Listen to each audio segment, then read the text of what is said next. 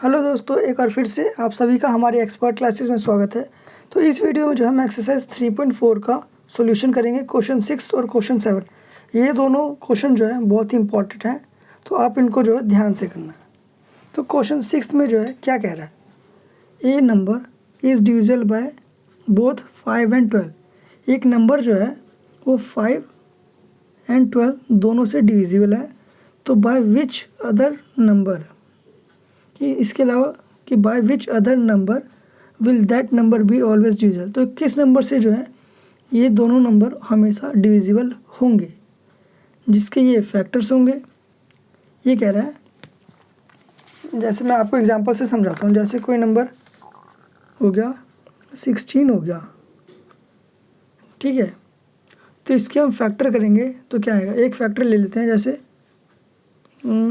इसके फैक्टर करें 2 इंटू 8 लिख सकते हैं ना, कि 2 इंटू 8 16 हो गया।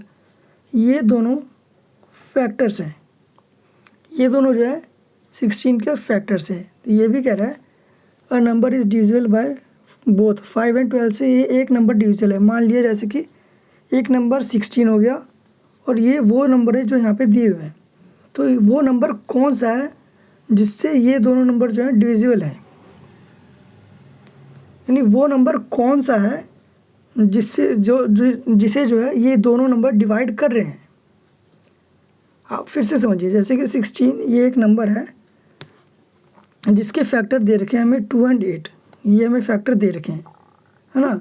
तो हमें ये बताना है कि वो नंबर कौन सा है जिससे वो नंबर कौन सा है जो 2 से भी डिविजिबल है और 8 से भी डिविजिबल है, वो हमें निकालना है।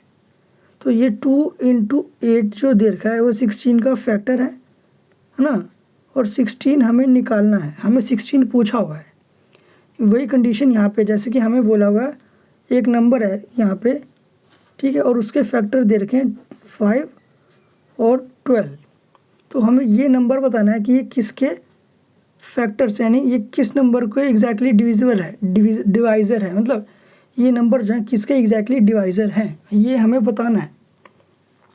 तो ये तो आप समझिए कि ये कह रहा है।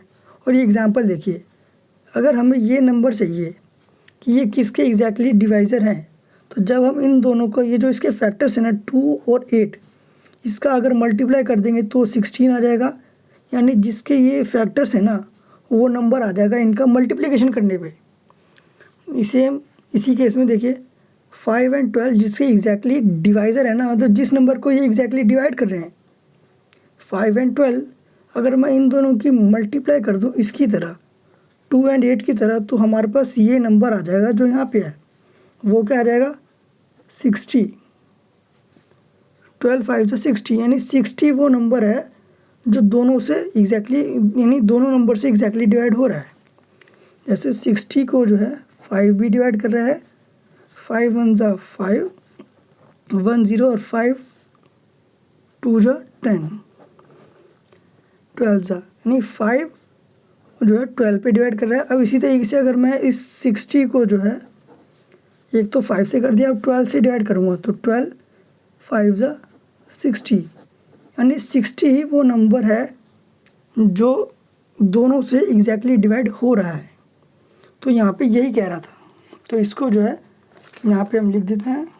इस केस को जो है आप जो है सिंपली ड्रॉ कर दो, यानी यहाँ पे जो नंबर है उसको हमें लिखना है कि ये जो नंबर है ना, यहाँ पे जो नंबर है वो 5 और 12 से जो है एग्जैक्टली डिविजिबल है। तो किस नंबर से, by which other number will that number be always divisible, तो ये किस नंबर से जो है हमेशा डिविजिबल होगा। 60 वो नंबर है जो इनसे हमेशा डिविजिबल होगा। तो यहाँ पे लिख देते हैं द नंबर लिखेंगे ना, the number that will be always divisible, the number that will be always divisible by 5 and 12, जो 5 and 12 से हमेशा डिविजिबल होगा वो नंबर कौन सा है, 5 and 12 बाय 5 and 12 इज़ 60। और 60 कैसे आया, इन दोनों के प्रोडक्ट करने से जो नंबर आया है वो है 60, यानी 60 ही वो नंबर है जो हमेशा 5 और 12 से डिविजिबल होगा। यही इस क्वेश्चन में पूछा था। अगर आपको नहीं समझ आया तो आप कमेंट कर देना, मैं नेक्स्ट वीडियो दोबारा से बना दूंगा इसी के ऊपर और क्लियर है इसके साथ। अदरवाइज़ आप इस वीडियो को रिवाइंड करके देख लेना। तो ये हो गया। तो क्वेश्चन 7 भी जो है बहुत ही इंपॉर्टेंट क्वेश्चन है, तो इसको भी ध्यान से करेंगे। क्वेश्चन 7 में क्या कह रहा है, a number is divisible bye 12, एक नंबर जो है 12 से डिवाइड हो रहा है, तो by what other numbers will that number be divisible. यानी यहाँ पे ये इस तरीके से कह रहा है, ये देखिए जैसे कि 12 एक नंबर है, और नंबर इज़ डिविजिबल बाय, जैसे कोई नंबर है तो वो जो है 12 से डिवाइड हो रहा है। यहाँ पे जो नंबर है ना वो 12 से डिवाइड हो रहा है, तो वो ये नंबर जो है और किन किन नंबर से डिवाइड हो सकता है। यहाँ पे वो नंबर है ना, ये यहाँ पे क्वेश्चन मार्क लगा देता हूँ कि ये नंबर जो है, ये नंबर यहाँ पे जो कोई भी नंबर होगा वो 12 से डिवाइड हो रहा है, तो ये नंबर जो है और किन किन नंबर से डिवाइड हो सकता है, ये हमें कह रहा है क्वेश्चन में। अब इस क्वेश्चन को थोड़ी देर के लिए यहाँ पे रहने दो। अब एक एग्जांपल लेके दिखाता हूँ, ठीक है।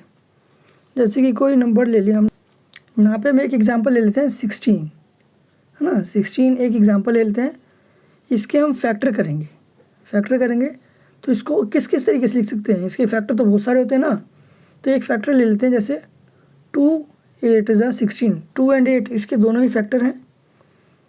अब यहाँ पे जो है ये वाली कंडीशन मैंने बना ली, है ना, कि ये 16 एक नंबर है, 16 एक नंबर है जो 8 से कम्प्लीटली डिवाइड हो रहा है। 8 और 2 से जो है कम्प्लीटली डिवाइड हो रहा है ना, क्योंकि 2 और 8 इसके फैक्टर है।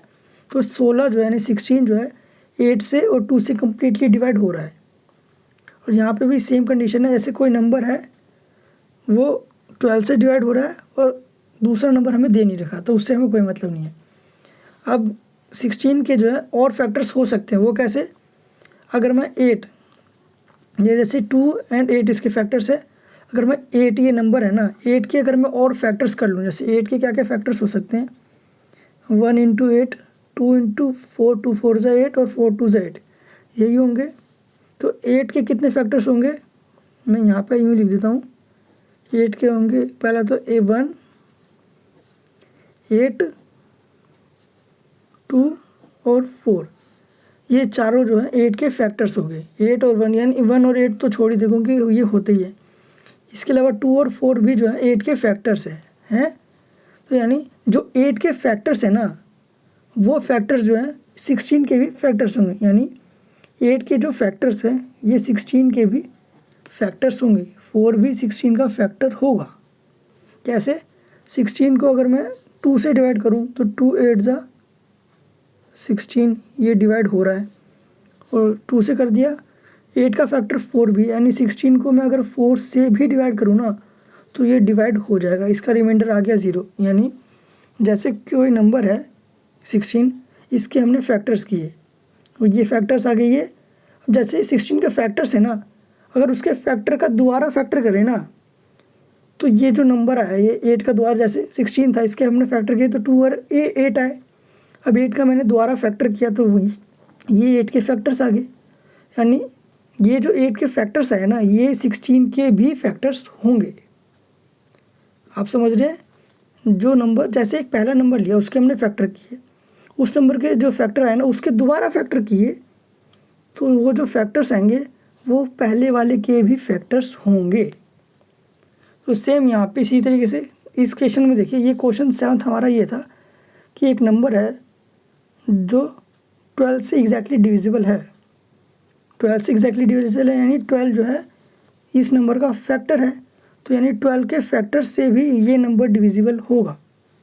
जैसे 8 है, 8 का केस था, तो 12 के क्या क्या फैक्टर्स होते हैं, 2 के टेल में आता है, यस, 3 के टेल क्या में आता है, 6 के टेल में भी आता है, यानी ऐसे नहीं तो मैं यहाँ लिख देता हूँ 12 के फैक्टर से लिख देता हूँ कि 1 × 12, 2 6 ज़ा 12, 3 4 ज़ा 12 और 4 3 ज़ा, यानी ये हो गए 12 के फैक्टर्स। यानी जितने भी 12 के फैक्टर्स होंगे ना, ये हटा दें, यहाँ पे सही से नहीं लिख रहा, ये आगे हमारे 12 के फैक्टर्स। कितने फैक्टर्स आ गए 12 के, मेनली 2 3 4 6, 2 3 4 और 6, ये जो 12 के फैक्टर्स आए ना, ये 2 3 4 और 6, ये जो है इस नंबर के भी फैक्टर्स होंगे। जो कंडीशन यहाँ बन रही थी वही कंडीशन यहाँ बन रही है। एक नंबर है उसका फैक्टर है 12, और 12 के जो फैक्टर्स होंगे ना वो पहले वाले नंबर के भी फैक्टर्स होंगे। तो यहाँ पे कितने फैक्टर्स आ गए, ये जो फैक्टर्स हैं ना 12 के, यही बाकी के फैक्टर्स होंगे। यहाँ पे देखिए, यहाँ पे क्या था कि एक नंबर है जो 12 से डिविजिबल है, ठीक है, तो 12 से डिविजिबल है यानी 12 इसका फैक्टर है। तो 12 के अलावा जो है इस नंबर के और कौन कौन से फैक्टर हो सकते हैं, वो ये रहे। तो यही से लिख देते हैं the other numbers that will be, जो कि divisible, that the other numbers that will be divisible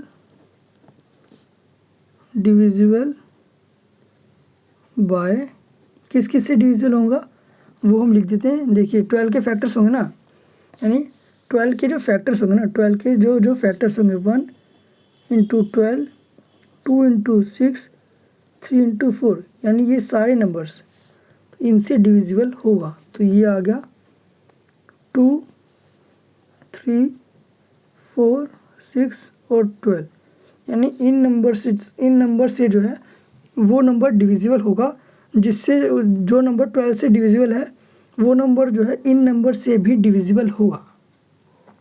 तो अब आपको क्लियर हो गया होगा।